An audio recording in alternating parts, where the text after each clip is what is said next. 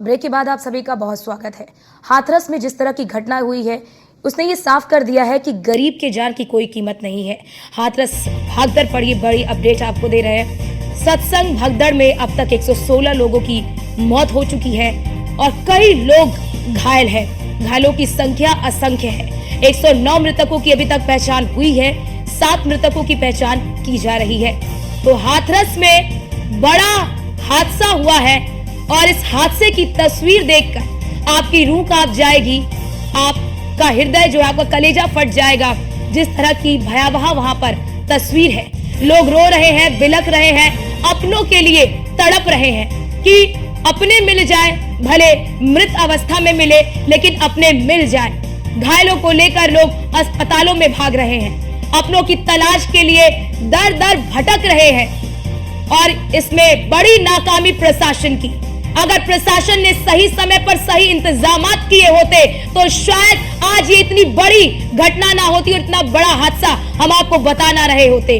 हम ना बता रहे होते कि 116 लोगों की मौत हो गई और ये 116 लोग गरीब, जिनके पास अनेक दुख और उन दुखों के समाधान के लिए सत्संग में आते हैं। और सत्संग में इस तरह की घटना ये बताती है कि गरीब के जान की कोई कीमत नहीं है। गरीब अगर मारा जाता है किसी भी घटना में, किसी दुर्घटना में, तो कीमत होती है 2,50,000।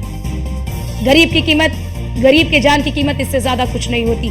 आज इस तरह की घटना हुई है, वो कई तरह के सवाल खड़े करते हैं कि आखिरकार अगर प्रशासन को 80,000 लोगों की परमिशन के लिए ही अगर वहां पर उनसे प्रशासन से परमिशन मांगी गई थी, तो फिर इस सत्संग में 1 लाख से अधिक की भीड़ कैसे आई? आखिरकार कौन है इन 116 मौतों का जिम्मेदार? किसकी जिम्मेदारी होनी चाहिए? कौन इसकी जिम्मेदारी लेगा कि आखिरकार 116 ये जो गरीब मारे गए हैं?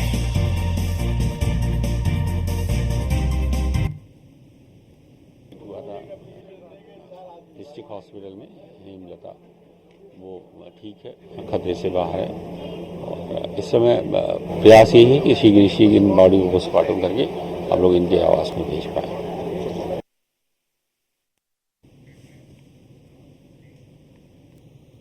हाथरस हादसे में हुई मौतों का मंजर देख लोग सिहर उठे। लाशों के ढेर के बीच लोग अपनों को जिंदा होने की उम्मीद से उन्हें तलाश रहे थे।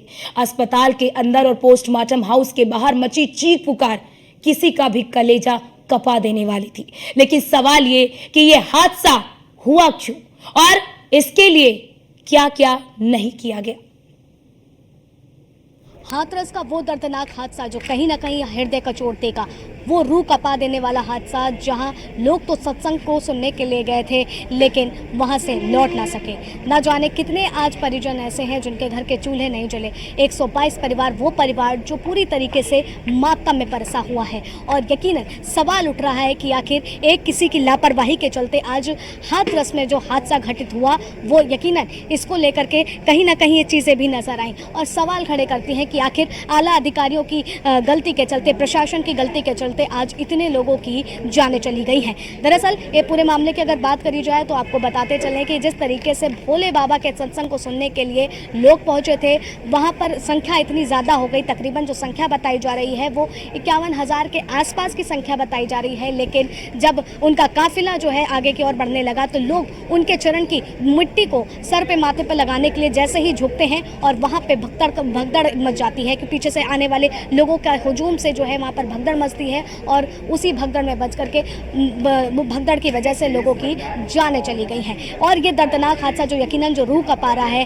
किसी की, अगर आज यहाँ पर बात करी जाए तो इस वक्त हम लोग एटा के जिला पोस्टमार्टम हाउस में मौजूद हैं और यहाँ की अभी जो अपडेट है वो यही आ रही है कि 8 शवों की शिनाख्त अभी तक नहीं हो पाई है और जो अभी भी 2 पोस्टमार्टम यहाँ पर हो रहे हैं। लेकिन सवाल यही है कि आला अधिकारियों की गलती की वजह से जो है आज 122 लोगों का घर जो है मातम में पसर गया है और आज यहाँ पर पहुँचने वाला हर एक परिजन जिसकी बिलखती आंखें और सिकसिकाती हुई ज़बान, लड़खड़ाती ज़बान ये बताने को मजबूर है और अपने परिजनों को ढूंढने के लिए कि घर से तो वो खुशी खुशी लौटे थे लेकिन आज का दिन इतना काला हो जाएगा कि वो घर को लौट ना सकेंगे। और यकीनन जहाँ आला अधिकारी जो है, तमाम बड़े बड़े अधिकारी जो हैं, शासन प्रशासन जो है जाँच करने की बात कर रहा है कि जाँच होगी इन सारी चीज़ों को लेकर के। और लगातार ये बात कही जा रही है कि जो आरोपी भी होंगे उनको जो है दंडित भी किया जाएगा। लेकिन सवाल तो यही है कि एक जरा सी चूक के चलते आज पूरा उत्तर प्रदेश शासन पर सवाल उठ रहे हैं। विपक्ष चारों तरफ से घेरता हुआ नजर आ रहा है और सवाल कर रहा है कि जब इस तरीके की चीजें होती हैं,